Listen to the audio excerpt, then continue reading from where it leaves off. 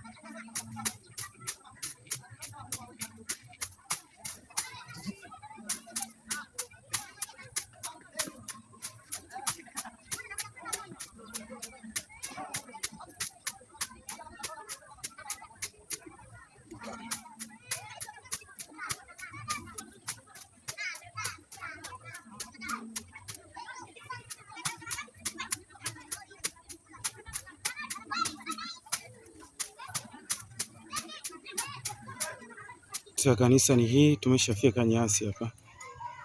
Hii hapa. Nadhani wakati mwingine tutamalizia zile kule. Na hapa tutasogea kidogo.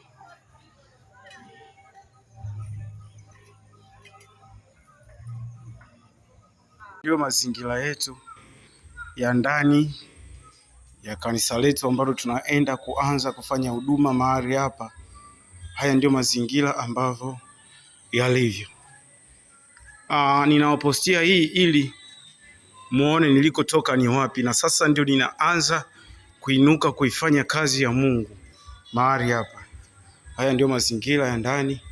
Hapa kuna kifusi kinahitajika kimwagwe, kianzie humu.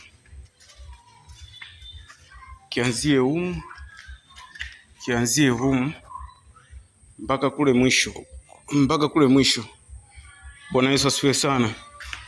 Haya ndio mazingira.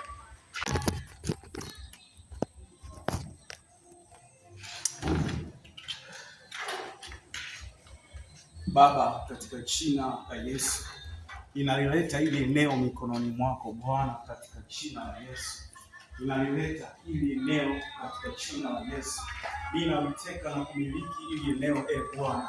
Nahitaji kuonekana kwenye watu wa eneo hili. Baba, nahitaji neema yako ya ushindi katika eneo hili. Damu ya Yesu nahitaji kufunike hili eneo. Katika jina la Yesu Kristo Nazareti ya damu yako Bwana, nahitaji funike hili eneo.